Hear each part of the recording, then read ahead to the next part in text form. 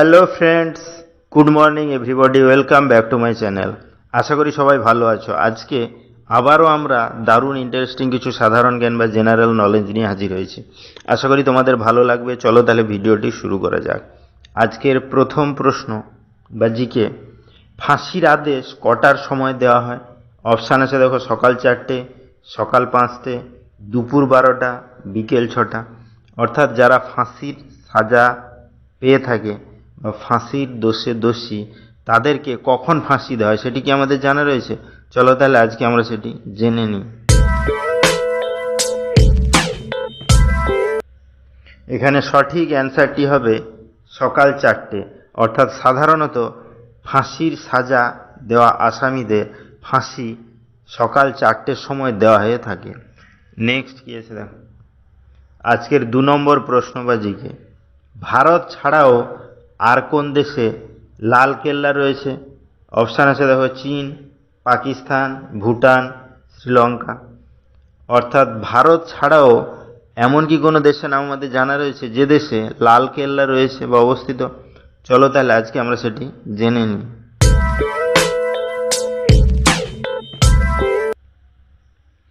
এখানে সঠিক অ্যান্সারটি হবে পাকিস্তান। অর্থাৎ ভারত ছাড়াও পাকিস্তানে লাল কেল্লা রয়েছে। নেক্সট কি আছে দেখো, আজকের 3 নম্বর প্রশ্নবাজিকে, কোন প্রাণী জিভ দিয়ে শ্বাস নেয়? অপশান আছে দেখো, বাঁদর, জিরাফ, সাপ, ক্যাঙ্গারু। অর্থাৎ আমরা জানি সাধারণত মুখ দিয়ে বা নাক দিয়ে আমরা শ্বাস প্রশ্বাসে নিয়ে থাকি, কিন্তু এমন কি কোনো প্রাণীর নাম আমাদের জানা রয়েছে যে প্রাণী তার নিজের জিভ দিয়ে শ্বাস নেয়? চলো তাহলে আজকে আমরা সেটি জেনে নিই।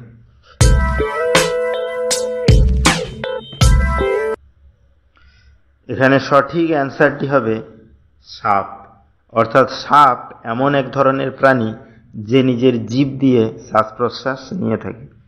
তাহলে ভিডিওগুলো যদি ভালো লাগে চ্যানেলটিকে অবশ্যই সাবস্ক্রাইব করবে, লাইকস করবে, কমেন্টস করে ফ্রেন্ডদের শেয়ারও করবে, কারণ প্রতিদিন এরকম ইন্টারেস্টিং ভিডিও পেতে গেলে চ্যানেলটিকে অবশ্যই সাবস্ক্রাইব করতে হবে। নেক্সট কি আছে দেখো, আজকের 4 নম্বর প্রশ্নবাজিকে, কেটে যাওয়া ঘা সারাতে কোন ভিটামিন সাহায্য করে থাকে? অপশান আছে দেখো, vitamin A, vitamin B, vitamin C, vitamin K. অর্থাৎ সাধারণত কোথাও কেটে গেলে বা ছুঁড়ে গেলে আমাদের অটোমেটিক কিছুদিনের মধ্যে কি হয়, সেটা সেরে যায়। তাহলে কেটে যাওয়া ঘা সারাতে কোন ভিটামিন সাহায্য করে সেটি কি আমাদের জানা রয়েছে? চলো তাহলে আজকে আমরা সেটি জেনে নিই।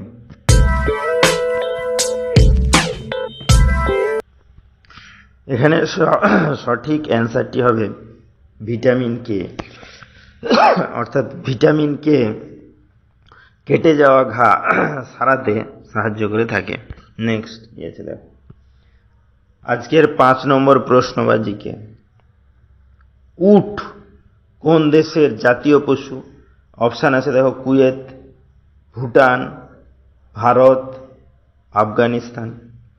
অর্থাৎ উটকে আমরা মরুভূমির জাহাজ বলে জেনে থাকি। এছাড়াও উটের আরও একটি পরিচয় রয়েছে, কি না, এটি একটি দেশের জাতীয় পশু। তাহলে এমন কি কোনো দেশের নাম আমাদের জানা রয়েছে যে দেশের জাতীয় পশু কিন্তু উট? চলো তাহলে আজকে আমরা সেটি জেনে নিই।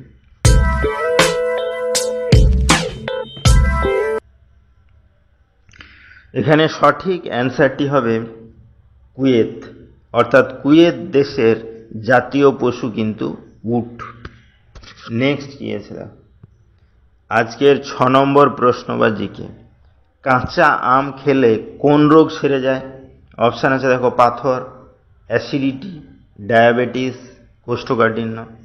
অর্থাৎ আম বা ম্যাঙ্গো কিন্তু একটি দারুণ ফ্রুটস বা ফল, যেটি পাকা এবং কাঁচা উভয়ই খাই আমরা এবং খেতে খুবই সুস্বাদু। বিশেষ করে পাকা আম তো খেতে খুবই সুস্বাদু, এবং কাঁচা আম আমরা অনেকে কাঁচাও খেয়ে থাকি, কিন্তু অনেকে আবার চাটনি বানিয়েও খাওয়া হয়। যাই হোক, তাহলে কাঁচা আম খেলে কোন রোগ সেরে যায় সেটি কি আমাদের জানা রয়েছে? চলো তাহলে আজকে আমরা সেটি জেনে নিই। এখানে সঠিক অ্যান্সারটি হবে অ্যাসিডিটি। অর্থাৎ কাঁচা আম খেলে কিন্তু অ্যাসিডিটি আমাদের সেরে যায় বা অ্যাসিডিটি আর হয় না। নেক্সট কি আছে দেখো, আজকের 7 নম্বর প্রশ্ন বা জিকে, কোন জীবের কামড়ে ডেঙ্গু রোগ হয়? অপশান আছে দেখো, মশা, মৌমাছি, ইঁদুর, আরশোলা।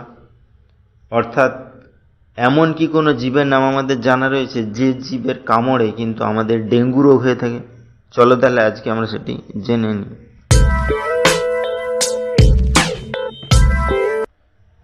তো বন্ধুরা, এই কোশ্চেনটা কিন্তু তোমাদের জন্য। এই কোশ্চেনটির অ্যান্সার যদি তোমাদের জানা থাকে তাহলে অবশ্যই আমাকে কমেন্ট করে জানাবে। তাহলে ভিডিওটি এখানেই শেষ হলো। নেক্সট আমরা এরকম আরও ইন্টারেস্টিং ভিডিও নিয়ে হাজির হব। ততক্ষণ সবাই ভালো থেকো, সুস্থ থেকো। Thank you.